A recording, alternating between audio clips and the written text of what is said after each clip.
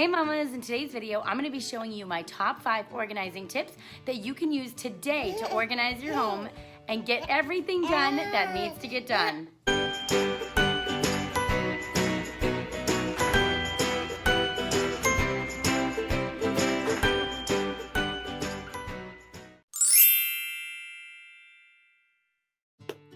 Let's face it, moms, not everyone in your household is going to see things the way that you see them. There's all different kinds of learners. Some people are visual, some people are tactile, kinesthetic. There's so many different learners out there. And so for me right now, I love to use digital calendars. They work for me. I can take it on the go. My phone always has all of the information I need. However, you might have people in your house that don't actually see eye to eye in that same way, and they'll need a different way of reminding themselves of like appointments or doctors appointments or play dates or sports or whatever. So in my house, I found this giant calendar that I could put on my refrigerator, and that way my husband, my kids, my friends that are over, like everybody can see what's going on in our life, what we have scheduled, and what day things are happening. So if I'm at work and my husband's at home and he's asking me about something, what day we have free, I can say, okay, look at the calendar, everything's on there, and those days that have nothing on them are the days we have available to do something else. So it's really nice because we can both visually see it. He knows what's going on, I know what's going on. The kids one day when they read, they'll be able to know what's going on. And this is just a super helpful way for everybody to see what's happening, and there's no missed dates and appointments going on and then we're missing something. So this is something I got at my local drugstore. It was like $12. And it has just been life-changing because now my husband, who's not really a digital guy, he can see what's going on and not have to always call me at work and find out what's going on. He can see it right there on the calendar, and we can both write things down and not forget. So this has been like a game changer in our house, and I love it so much.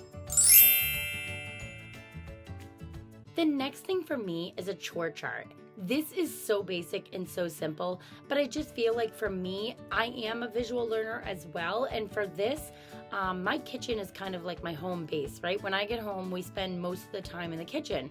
We're doing homework, we're preparing dinner, we're getting chores done, all that kind of stuff. But I need to have like my basic chores done every day. And sometimes I just need that visual checklist. And so this for me, this basic checklist, I put right on my refrigerator, and then I can see, okay, what has been done today, what hasn't been done today. My husband can use it, I can do it, and we can just make sure that the basic everyday chores are getting done, and you're not letting that little stuff fly by. Because for me, I just feel like sometimes the more simple something is, the more easily forgettable it is. So this little chore chart that I printed up and laminated has been just so super helpful for me to understand and pay attention to what's going on. And not like lose sight of that. So I really love this daily chore list. You can actually find this chore list in my link down below, and then you can use it as well. So these are really basic chores that I think every household needs to do, so you can just get that free printable and you'll have the same thing. Okay, this next one, you're going to want to get the entire family involved because it really does involve everybody. You need to set up a routine for when you come home from anything. When you enter that house, what is everyone's responsibilities? For me, it's coming home from school. That's like their major one, right? We do that every day. I need my children to know what I expect of them, and I also need to follow through as well. So for us, it's coming right in, putting your backpack on your hook, putting your shoes away, getting settled, emptying your backpack, and making sure that we are doing all of the little things instead of just dropping your bags at the door and then running off and going every which way. Really super helpful for me as a mom because I don't want to be picking up after 3 other people, maybe 4 other people if you count my husband, and even myself. So that's a lot of work to do for just me, and I don't have time or the energy to do that. So my kids know that when they come in the house, their backpacks go on their hook, their shoes come off and go on their shelf, and then we're taking everything out of our backpack. Like lunch boxes are going on the counter, and then we're taking our homework folders out and putting them on the table, and everybody has their own job. So I'm not sitting there stressing out trying to do every single little thing myself. These are some great time management strategies for me. It's all about all of the little things, and once you can start control all the little things that's happening, it's going to leave you open to do the bigger, more important things. So if you're spending your time picking up after your children all day long, I would recommend stopping that and setting up a routine and making sure that everybody is helping out and doing their part, because mom can't do it all. All right, tackling the to-do list. Everybody has a to-do list, right? It depends on how you use it. You may write it down, you may put it in your phone, whatever. Everybody has a to-do list. You might keep it in your head. I recommend writing it down because for me, that to-do list sometimes will go in and out. You'll want to do something, and if you don't write it or put it somewhere, you're going to forget. Regardless of where your to-do list is, I highly, highly recommend setting a timer for maybe 10, 15 minutes, whatever works for you, every night, and just getting done a couple of things on that to-do list. You know, maybe your top 3. So I go over to my microwave. I'll set my Google timer on my refrigerator. Hey Google, set the timer for 5 minutes. Sure, 5 minutes. Starting now. I could set an iPad timer. It really doesn't matter where you get your timer from, but you want to set it for 10 minutes. Go open your to-do list and say, okay, what's the first thing I'm going to tackle right now? I need to call the pediatrician. Okay, great. I'm calling them right now. I'm setting up an appointment and doing that. Great, that got done. Next thing up, I really, really need to wash this special pan, hand wash, because it can't go in the dishwasher. Okay, let me get that done right now. Oh, I really need to, print out that list for my husband. He needs it for work. Let me go print that out right now. It's all of those small tasks that you're like, oh, I'll get to it. Oh, I'll get to it. But you never really get to it.